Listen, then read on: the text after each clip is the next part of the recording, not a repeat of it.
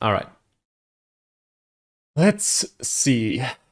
Where can we go with this? Let me just go back to this and see if there are any turnoffs here. But I don't think there... Well, there are, but I don't have key 20 yet.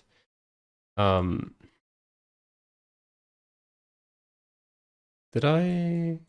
Reveal Guardian. Well, there's a lot of turnoffs. A whole lot of them. But I kind of want to find where key 16 brings me. I think there was still something at the very beginning. Like, that was key 4. And then here, 5, 6, that all led to dead ends. 20 and 3, that's still closed off very much. That is where we can turn off. I have no memory of where exactly this was, but we'll get back into it. Ah, right. That is where it was. We're deciding on who sleeps where, essentially. Interesting. That's so Shinto-like, though. I wonder how it was passed on. Strange Tori. Families with guardians to their names, accustomed to cleanse only when the mists come. They don't seem too hospitable to guests, though. What a mystery. How did such unique customs survive in such a remote farming village? Was it even more peculiar back in the day? It really does look like this is your calling cue. Apologies. Anyways, we have places to sleep in and know what to do if the mists come. Let's get back to work. You're satisfied with the dorm, right? Then I'll use this place. If you want, you can use the cabin downhill. This prefab is pretty cramped.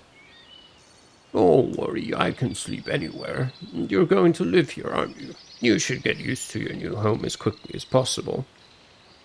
He had a point. Also, I borrowed the place from Uematsu. I didn't have the right to let just anyone use it. No, but we're just gonna go into the prefab. This was it. If I let Hashimoto take the prefab, his death would be unavoidable. By keeping him alive, I should be able to create a different timeline. Simply surviving wasn't enough.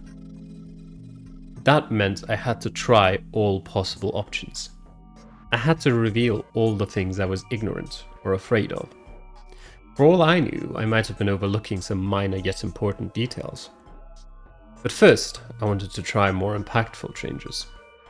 Letting Hashimoto survive would have to greatly affect this timeline.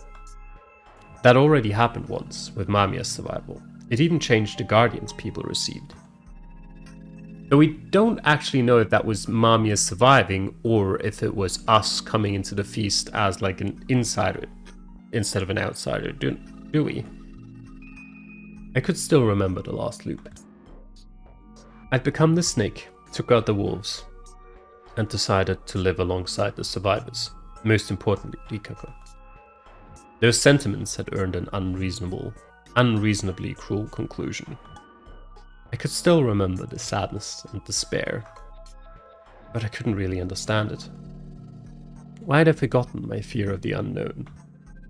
Why had it been so easy for me to decide to move to Yasumizu and live alongside Rikako Uematsu? Was I that kind of person? I didn't know why, but it definitely seemed like I wasn't really myself back then. I'd felt like I'd become a part of something greater, not just an individual. The gears all snapped into place and brought forth that tragic ending. These feelings and guesses coming to my head left me without a clue as to where to go from here. A part of me did feel like fate or something divine existed and that I couldn't escape its control no matter what. But my knowledge, discretion, perception, and intuition wanted to deny that line of thinking. There was no absolute fate. If there was something like that, it was either someone's elaborate plot or just a product of my imagination that seemed like it. I wasn't being a conspiracy theorist here, or a nihilist for that matter.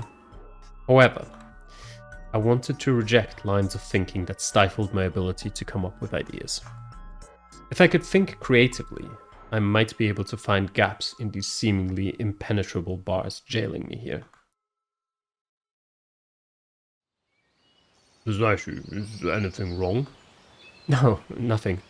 But since I'm going to stay there every day from now on, I think you should at least have it for one night. But I heard that Fujiyoshi has a culture of giving guests a warm welcome. If I'm to become a part of it, I think I should do the same. Traveler reverence? That fits the general location, but not the state of the village itself. Did you hear it from Higuchi? Ah, crap. That was info Rikaku had given me last loop. Well, I've been treated nicely. They even gave me a place to stay. You're a generous person, aren't you? Huh? Nope, not at all. Why not accept his kindness, Hashimoto? I guess I will. All good. After parting ways with them, I went to Kaori and had her help me get a shabby blanket, some newspapers, and a water bucket. There was only one bucket that they could let me use, and it was in a pretty bad state, showing once again just how dire Yasumi's supply problem was. The newspapers weren't the daily news, but some old ones, brought from Kami Fujiyoshi's material supplies. I spread them out on the floor and placed the blanket on them. That was my sleeping spot ready. I'd also bought a portable toilet at that convenience store. Now, if nature called during the night, I wouldn't be faced with the difficult choice to either die or piss myself. After finishing up the preparations, I, just like last time, returned to the dining hall. I was given some shishinare again and somehow ate it all. Oh, you ate it all. Was it to your liking? It's not bad, actually. That was a bit of a lie. I just came prepared for it because of my experience from last time. I still wasn't used to it enough to declare it good. Just what kind of booze would go with this? Then, like last time, I went on to fix plates. Last time I'd learned the symbols of the Higuchi, the Uematsu, and when I'd gotten the snake, the Miguruma symbol, even if it wasn't too clear. The Nosoto mansion had theirs on the gate, so now I knew them all. This info could possibly lead me to the truth, so I had to remember it. Some time passed, and like last time, the students came back. We're back, huh? The bright yet tender Yasunaga Oribe. His tenderness was mostly toward his family, though. It was a very human trait, which was a good thing. I felt bad for him getting caught up in something like this. Whether he was an ally or enemy in the feast would greatly affect how it went. I didn't want him as an opponent, that much was certain. You know this guy? The free-spirited and slightly amoral Chikamochi Kamoshida. He'd left quite an impression on me. As a wolf, he was a threatening individual who could do some horrible things with a straight face. But what would he be like this time? And then there was her, Haru Makishima. Last time she'd been brutally murdered, while the time before that she sided with the wolves as a badger. She wasn't much of a contributor to the feast. I considered her to be a troublemaker rather than anything else. But I see.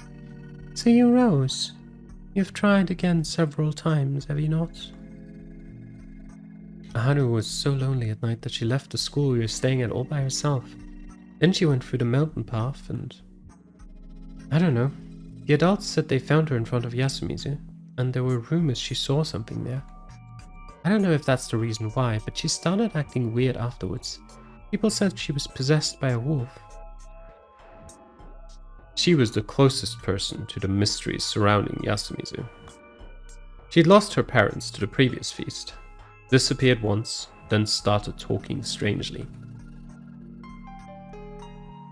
To summon a god of that caliber, you must prepare an appropriate ritual. Possession by a wolf is not something that can happen so easily. The village heads insisted that this wasn't any sort of possession, but a mental illness. However, the fact that it was treated using Uematsu's special ability to take in such things made it seem entirely possible that the trouble surrounding her was of divine origin. But there was something I didn't really understand. I didn't know how, but last time Rikaku healed me of aconite poisoning. I knew it with my own body that this ability was more than just a religious rite and had an actual physical effect. That didn't necessarily mean that it would work on mental illnesses too. Oh. Honestly, there were too many things that didn't make sense here. That is a corruption not even I can take in. I didn't know the rules. It kind of freaked me out, but for now I had no choice but to set Rikako's issues aside.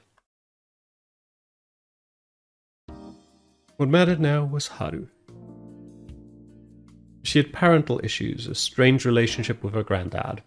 All in all, she was a delicate young girl going through a complicated time in her life, and I didn't quite know how to deal with her. Fooling around with her didn't work, and Casanova-type characters seemed to scare her. I'd try not to do much and appear harmless. Maybe that would work. Welcome back. This is Fuzashi. He suddenly moved here to Yasumizu. Hello. I bowed with an empty expression on my face. Me, it's an android. I had to do my best not to fall over at that. Huh? Why? I mean, he's not acting human. Oh, Harry's being even more rude than me.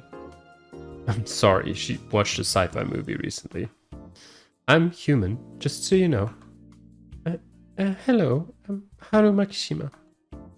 She wasn't as wary of me as last time, at least. I still had no idea how to approach her. Have we met? Huh? No, this is my first time here. I thought so. Did she have memories of my seducing? Oh, of the previous loop? Oh, what? Kari, do you have a hand towel? Something similar had happened last time too. It wasn't impossible that someone else had memories of the previous times. Particularly this girl, considering her mind held traces of madness. What? Crap, I stared at her for too long. I had to talk it off. Well, I actually feel like you're familiar too. Ever been to Kanto? No. I see. Then this must be something special. What's wrong? You're all red.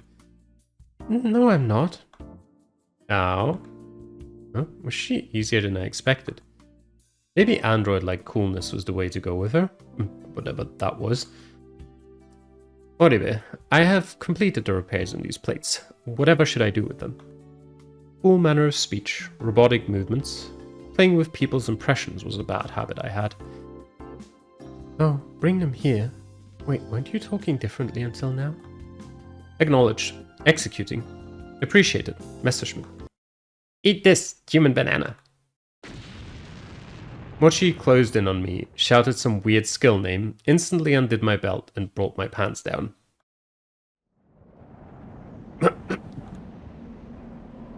Some undies you got there. Hey, Chikamochi, there are things you can and cannot do. Hey, when else could I have done that? Well, if you looked at this as a joke, this was definitely well timed. My android-like coolness, whatever that was, instantly became a gag. His skill left me so dumbfounded that I just froze in place with my pants down, effectively giving a treat for the ladies and waiting for a response. How did the girl see this pantsless android-like cool guy before her? And again, what was android-like coolness anyway? Yeah. Yep.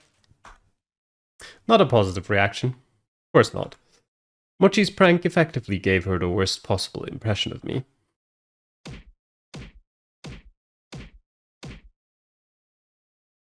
Haru had kicked my exposed ass over and over. The two boys stopped her, and then she, breathing heavily, fled the dining hall. The guys followed soon after, leaving just me and Kaori. Am I in the wrong here? I'll scold them later. She was all red ever since then. It was awkward as hell. I distracted myself by getting back to fixing plates. Eventually, we were joined by the old wolf guy, Meiko and Rikako. I wasn't quite done with my job yet, but just like last time, I was given a break, so I went outside. Hey, the donut bologna rice snows on the mountain. Oh, Fusashi, I see you were hard at work. Getting close to Rikako was important for both survival and finding out the truth. I still had some affection for her, as well as memories of our time together. However, last time when I'd felt a similar way about Chiyomi, I was hit with a big surprise. It wasn't just Chiyomi though. The Feast of the Yomi Purge seemed to bring about a total change in the nature of people. If Rikako became a wolf this time, I wasn't sure if she would instantly kill herself like she claimed she would. In fact, as a wolf, she would know Mako's guardian, or lack thereof, leaving the humans at a huge disadvantage. And most of all, if I got too close to her, it would make parting with her a whole lot harder. Even if I lost some of them, I had memories of the previous loops, so this was actually a big deal for me. The emotional strain would gradually pile up, and eventually even a guy as warped as me would snap. Thus, I would only get close to people as friends. That was probably the best way to go about this. I had no idea who'd even be alive once all of this was over. It was even possible that there'd be no one left. It's an old song about the teachings of Great Lord Shinai, the incarnation of this mountain that keeps us alive. Shinai's guardians are one snake, 2 monkey, 3 crow, 4 spider. She was teaching me the song. I actually knew it by heart at this point, and the memories it was tied to made it hard to listen to, but I acted like it was nothing. 8. Death of the damned Yomibito was the mandate. It took an uneasy tone. I looked away and saw Chiyomi snickering as she waited for the right time to pop out. 9. 1 soul per day, now to bind. 10. The mists rise away again. Oh, hello. Huh? She knew exactly what she was doing with this sudden appearance. How mischievous. Were you hunting or something?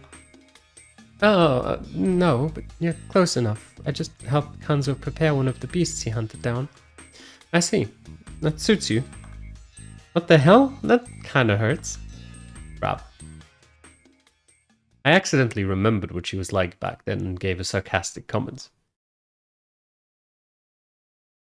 If she'd been telling the truth back then, she'd wanted to kill me ever since we first met. That meant that even now she was... Hold on. Did that mean that all the stuff I jokingly said about her being a murderer was on the mark? After all, the 2 shotguns were hidden in the room even then. Hold on. The first time we met, our very first encounter was among the rocks near Sananaga. I picked up her flashlight, then she called out to me.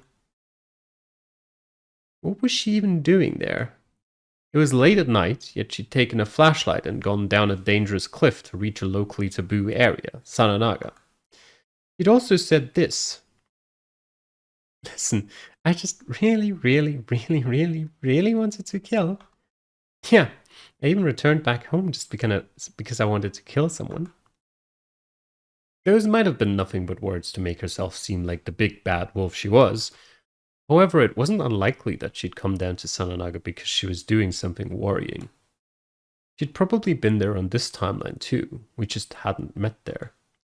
Maybe this time she'd actually finished whatever she was doing there. Well, no one had gone missing or anything, so it probably wasn't murder, at least. It still made me curious. I was definitely attracted to her cheer, tact, and mystery. But this time I would focus on exposing the secrets of Yasumizu itself. He who hunts 2 hares catches neither. I would only consider her to be a potential hazard. Hey, I'm just saying that your wild image suits hunting. You honestly seem like a feline animal, Chiyomi. Oh, Chiyomi, I like that. Interested in letting a carnivore have a taste of you? Oh, how indecent. Please call me Rikako. The hell? You can call me by my first name too. What a mess of an exchange. Though it would still serve to decide what we'd call each other, so that was fine by me. You're flirting now, Andy man. Suddenly we were joined by Haru holding a stick.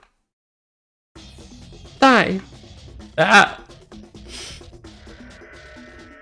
I was actually getting chased by a girl because of lewd stuff. What was this, a 20th century manga? Andy man? Andy man. Andy man! I was worried that nickname would spread, and I really hoped it didn't.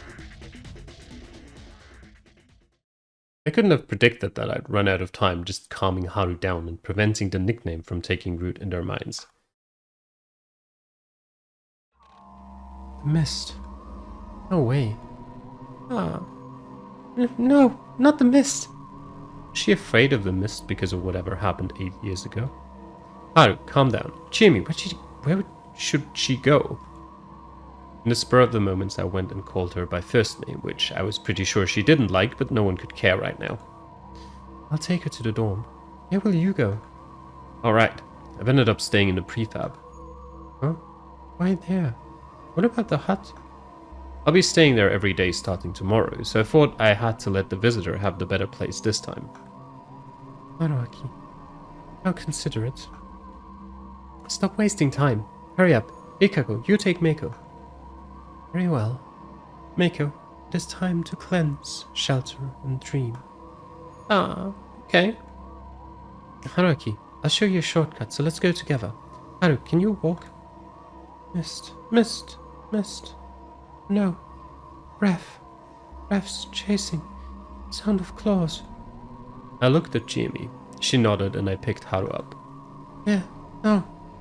She was pale. Her expression was empty and her body was shaking, locked in a fetal position. Just what had she seen in the mist? What had she gone through? I hesitantly tightened my grip on her. She meekly grabbed onto my jacket.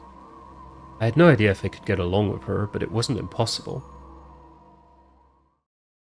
While on the move, I noticed Hashimoto head to the hut I provided him, so all seemed good on that front. After leaving Haru in her dorm room, I said goodbye to her, Chiemi, and the two guys there, who were waiting for Haru in worry, before making my way to the construction site. You can get there easily through the path behind the dorm. Don't slip along the way. He'd also told me about how to prepare for the feast, and was generally pretty nice about it too. It was pretty annoying that I couldn't just tell her that I knew it all. By the time I'd arrived at the prefab, the sun was down. I began by checking how I'd fare here. I'd take only the bare minimum of food and water I had here. I came prepared, but I didn't want to have to use the bathroom until morning.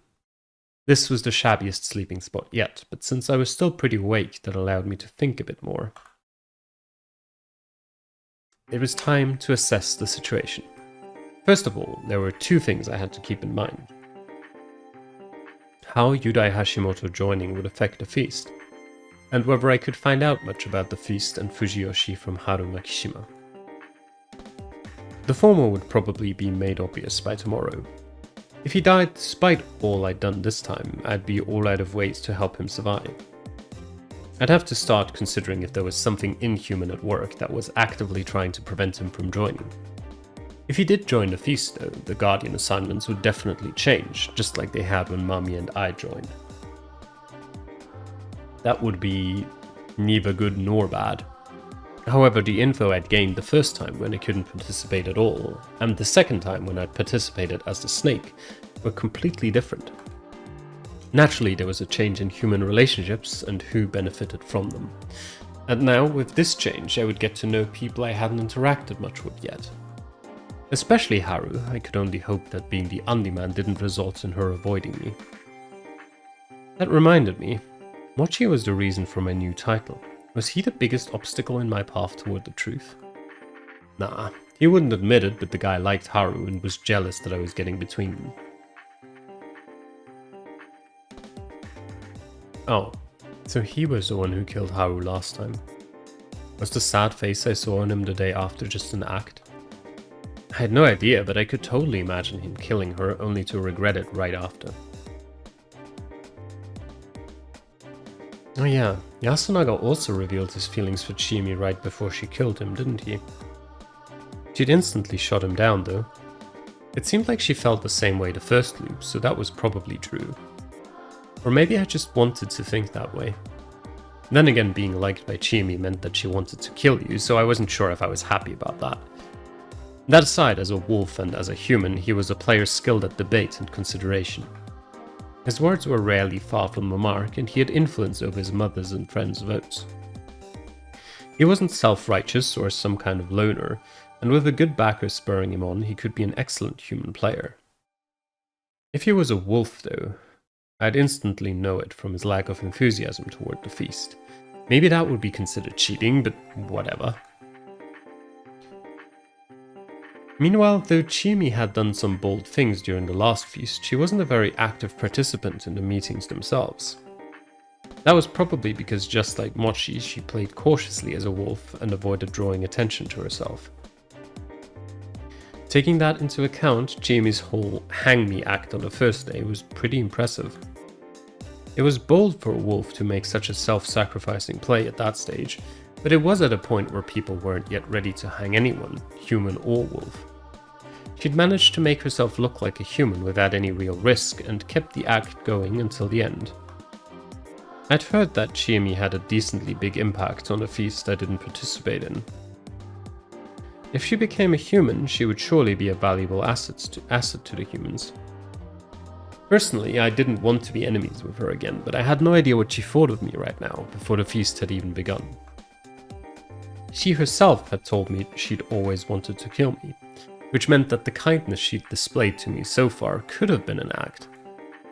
That wasn't a pleasant thought. Rikako too seemed to be pretty fond of me. That was probably because of her idea that I was a special person who could do something about the feast. I wanted to do something about it, but saw no possible way at this point. I couldn't help but worry that I'd disappoint her again. She was pretty passive in the feast, and her votes often prioritized the local folklore and fairness. She did some pretty dangerous things though, like trusting me without any real reason to. However, as a descendant of the Uematsu family, she knew full well just how scary the feast was and how to deal with it.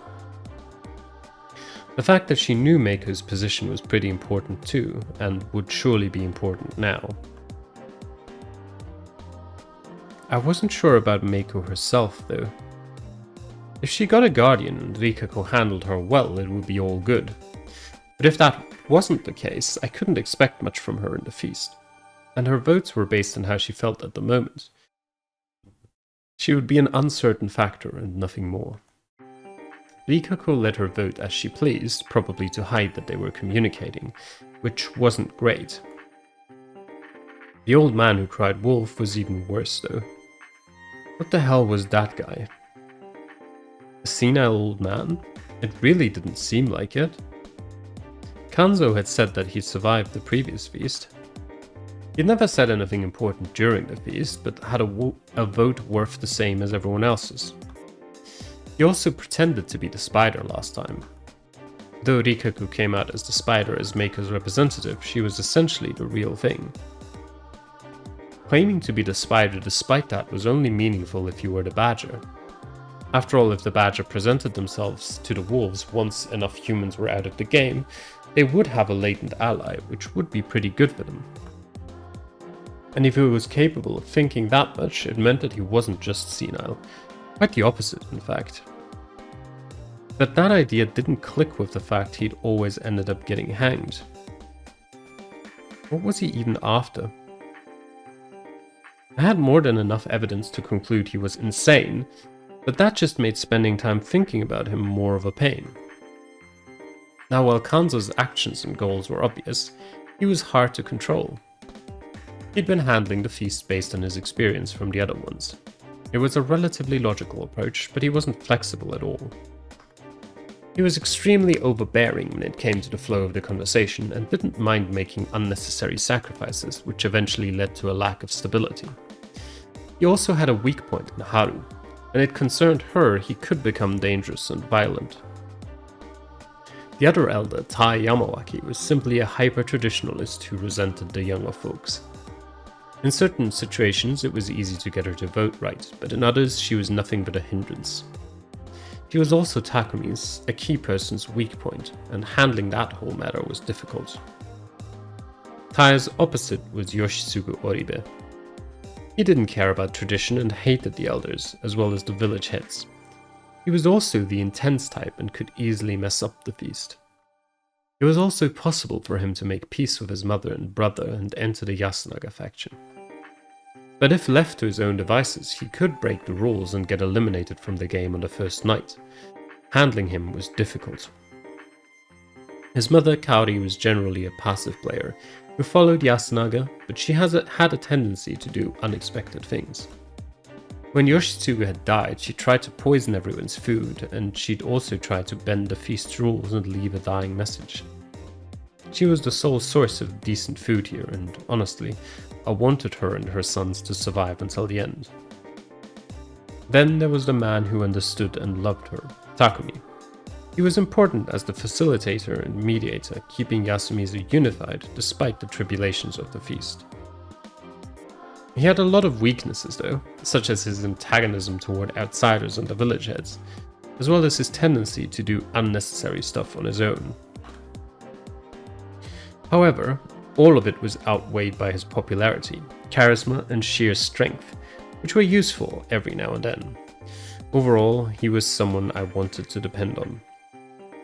He really had to form a trusting relationship with his brain though. Now, Kiyonosuke Nosato was pretty hard to evaluate. He often said things that didn't have to be said, couldn't read the mood, and tended to create conflicts between himself and Yasumizu's people. But despite expectations, he ended up surviving. He actually wasn't wrong most of the time, but his presentation alone often ruined it completely. He was one of the few village heads in the group, so I could at least count on him to prevent any unfair votes toward Rikako. But besides that, I just remembered that he was a doctor. Couldn't he examine the bodies? The dead bodies? Why did I have to do it when we have him around? He hadn't insisted on examining a single corpse so far. Was it because he was afraid of dead bodies or something? What the hell? That kind of joke wasn't funny in a situation like this. Besides them were the journos. Mamiya had been pretty much manipulated by Chiemi, so reading her was hard. If she could keep her cool, she could probably make some decent contributions to the feast. Also, I felt that her knowledge of folklore and occult stuff would be necessary for my current main goal, finding out the truth. As for Hashimoto, he hadn't survived this night even once thus far, so I couldn't say anything about him. However, though the first impressions had made him seem like nothing but some fat guy, he did show an impressive capacity for logic and reason. If both Mamiya and Hashimoto survived, I imagined they would perform really well in the feast. Of course it was hard for them to pass the barrier all outside. All outsiders faced here. Then there was myself. I was the most suspicious here, and the one most likely to get hanged. Last time, I'd been able to survive because I was a snake and leveraged my role well. It helped me get Takumi and Rikako over to my side, as bad as that sounded. However, there was no guarantee that it would happen again. It was best to assume it wouldn't. In that situation, I'd have focus on helping my side emerge victorious with myself still alive, rather than just helping my side emerge victorious. Even if I could loop, there was no guarantee that I couldn't get into a situation where I would be hanged no matter what. That was a heavy thought to have, but I'd have to believe I could make it and keep pushing onwards. I had to keep going. Suddenly, I felt drowsiness come over me. Had I been so busy during the day that I ended up more tired than I thought? It was time to cleanse myself. I took off my clothes, wiped my body, switched into my spare underwear, and that was that. Then I locked the shabby-looking lock and returned to my bed, if you could call it that. What would I do if my door was suddenly knocked down and some scary werewolf monster came in? I tried to keep myself on my toes, but my brain knew that wasn't how the feast worked, so I just relaxed and led me to sleep. I'd be safe today. I wouldn't die today. I'd think about what came next later. I felt a strange pain all over my body. Next, I felt that something was way too red. I could see the light of the outside through my eyes. I thought that meant it was dawn, but that wasn't the case. The morning sun had a bitter orange color, but this red right here was darker and colder. It also felt like my eyes weren't even closed. Why was I unconscious with my eyes open? Not only did my body hurt, but it was cold as well. Too cold. I was sleeping on the ground. My hair was on some gravel while my hands felt grass and mist. It was cold. Are we a wolf? Do we get to be the wolf now? My senses awakened. No, it was more like something that had been cut off had suddenly returned. It wasn't quite the same as a typical morning, and the bizarre sensation took me a moment to adjust to. I was outside. The moment I realized that, all blood left my face. I tried to jump up, but then I realized my body was sluggish, and that my body temperature was extremely low. Had I been out in this cold mist for that long? My mind was in better condition than my body, at least. Why was I outside anyway? Had I broken some taboo I didn't know about? Did the prefab count as outside? Would I be taken outside and killed because of it? Maybe there wasn't even need for a reason like that. It could have been that I'd be used as an example. If Yurai Hashimoto did the feast prep this time, no one would die tonight, but perhaps that was a bad thing for Great Lord Shinai. The existence of the penalty, the corruption, was best made through example. A simple mess of a corpse was enough to prevent people from trying to escape or walking out at night. However, if no one broke that rule, no example could be made. But it was actually entirely possible to make an example without anyone breaking any laws. If there was a corpse tomorrow, everyone would just assume that the victim had broken a law. No one would question the Punisher's decision. Well, we hadn't had any unexplained victims of the corruption thus far. That was my assumption, anyway. Ikeko going nuts made absolutely no sense, but it wasn't even clear if that was the corruption, so I would just leave it at that. Besides that, all instances of the corruption so far seemed to have completely plausible causes behind them, so I'd assumed that the Punisher was fair. But could I trust their benevolence now in this situation? I was an outsider who was barely known here, and that kinda made me the best person to make an example out of. Had I been too optimistic to assume I wouldn't die today?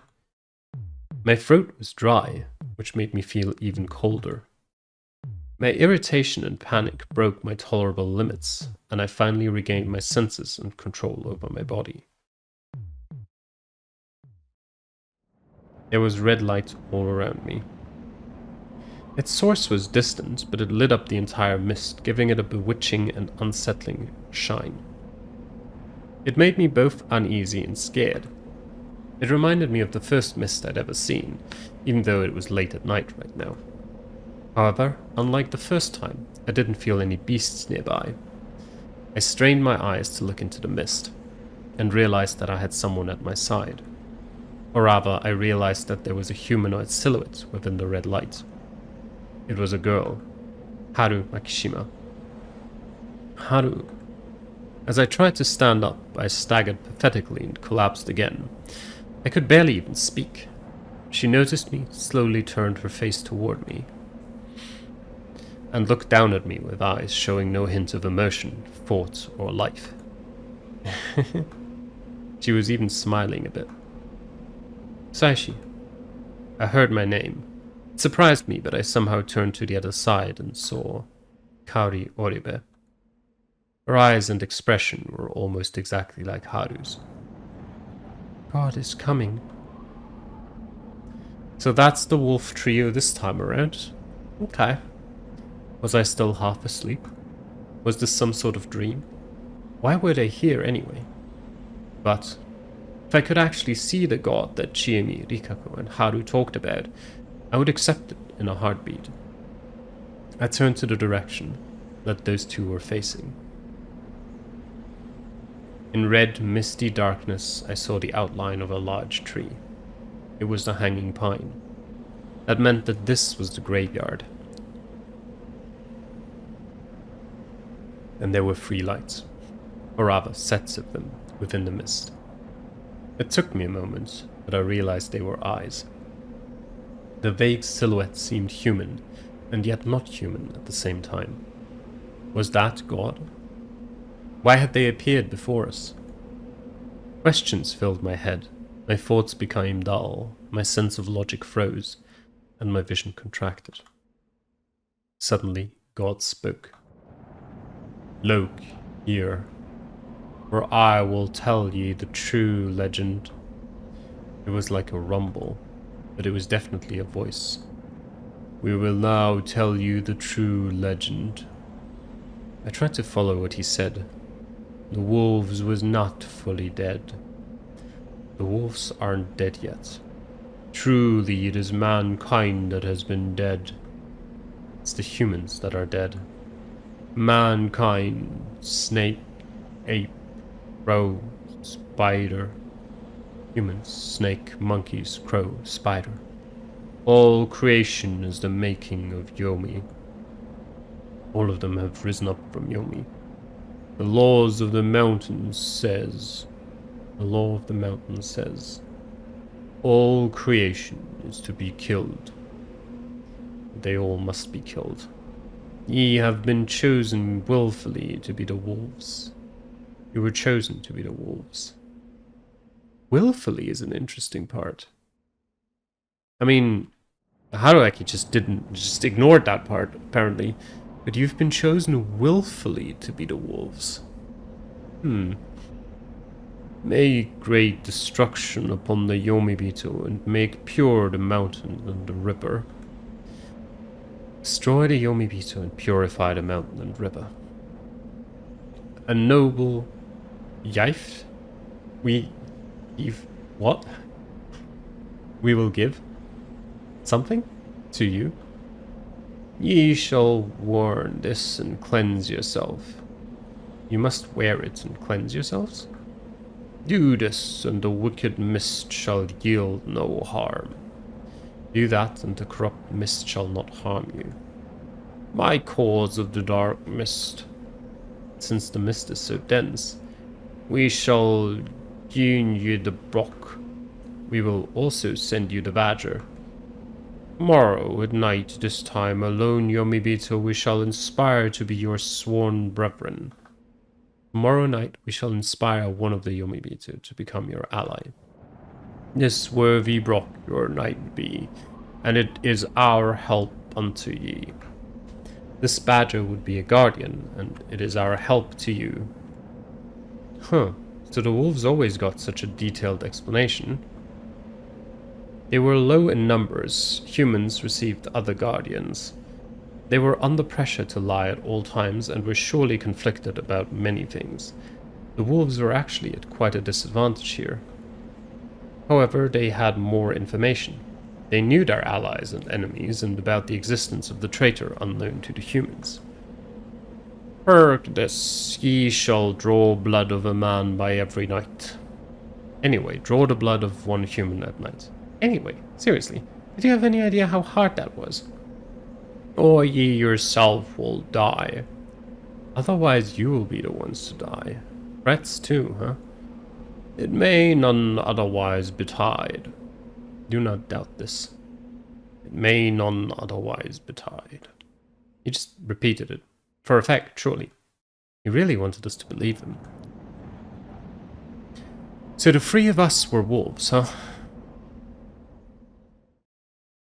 I had no idea if that was true. Hell, I didn't even know if this was real or not. Then the red light became weaker, or my consciousness began to fade. I had no idea. And soon enough, it was all dark. And that let me go into the menu, is where we're going to leave off this episode. Interesting. I mean, I expected us to be the wolf this time. It kind of just fits narratively. It makes a lot of sense. I'm really interested to see where this will go, though. And I guess we're going to find out next time. Hope you enjoyed watching. Thanks for doing so. And I will see you all then. Until then, bye-bye.